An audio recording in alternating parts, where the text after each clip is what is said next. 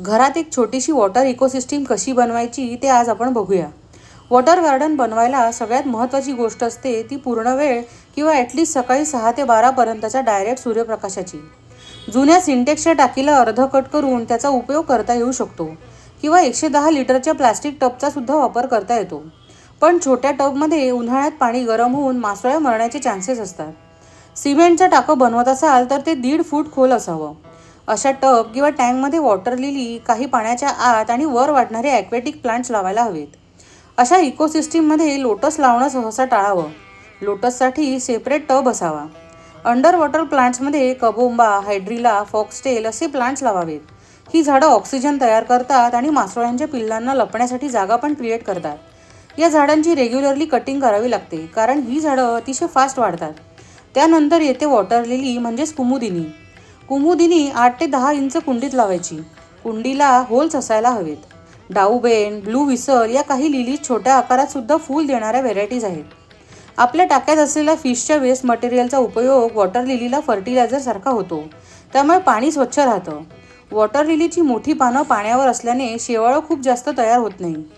शेवाळं आपल्या नजरेला जरी घाण वाटत असलं तरी ते इकोसिस्टीमसाठी कामाचंच असतं. त्यामुळे थोडंसं शेवाळं असलेलं वाईट नाही. नंतर येतात ते पाण्यावर तरंगणारे प्लांट्स. त्यात डकवीड, अझोला, साल्विनिया, रेड रूट प्लांटसारखे छोटे छोटे प्लांट्स असतात. त्यांना मातीत लावायचं नसतं. ही झाडं पाण्यातल्या न्यूट्रियंट्सवर वाढतात. मधमाशा अशा प्लांट्सवर बसून पाणी पितात आणि काही मासोळ्यासुद्धा ही झाडं खातात. त्यामुळे ही झाडं आपल्या छोट्याशा इकोसिस्टीमसाठी महत्त्वाची आहेत. अशा सगळ्या झाडांची लागवड केल्यानंतर जिथे कुठे माती वापरली असेल त्याच्यावर पांढरी रेती टाकायची. त्यामुळे पाणी आणि मातीचा कॉन्टॅक्ट होत नाही आणि पाणी स्वच्छ राहतं. साधारण 2 आठवडे सेटअपमध्ये फिश टाकायच्या नाहीत. त्यानंतर 5 पेअर गप्पी आणि 2 पेअर मॉली किंवा प्लॅटी या मासोळ्या सोडायच्या. या फिश लवकर ब्रीडिंग करतात. त्यांना खायला द्यायची पण गरज नसते.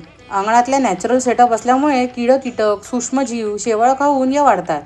पण तुम्हाला वाटलं तर दिवसातून एकदा बारीक फिश फूड तुम्ही यांना देऊ शकता. गप्पी मासे एकसुद्धा डास तयार होऊ देत नाही. त्यामुळे बिनधास्त अशा प्रकारचं वॉटर गार्डन तुम्ही घरात बनवू शकता. अशा पॉन्डवर प्राणी, पक्षी पाणी पितात, ड्रॅगनफ्लाय अंडी घालतात, किंगफिशर ओकेजनली मासोळ्या पळवून नेतो. त्यामुळे मस्त इकोसिस्टीम डेव्हलप होते. आपल्या अंगणातच एका ठिकाणी बसून आपण याचं निरीक्षण करू शकतो. शिवाय रंगीबेरंगी मासोळ्या बघून दिवसाची सुरुवातसुद्धा छान होते. हा पॉन्ड किंवा या टँकमधलं पाणी मी वर्षातून एकदाच बदलते. या पॉन्ड सेटअपमध्ये कुठल्याही प्रकारची इलेक्ट्रिकवर चालणारी उपकरणे वापरलेली नाहीत. वॉटर लिली कशी लावायची, तिची केअर कशी घ्यायची या सगळ्याचे व्हिडिओज माझ्या अकाउंटवर तुम्हाला बघायला मिळतील.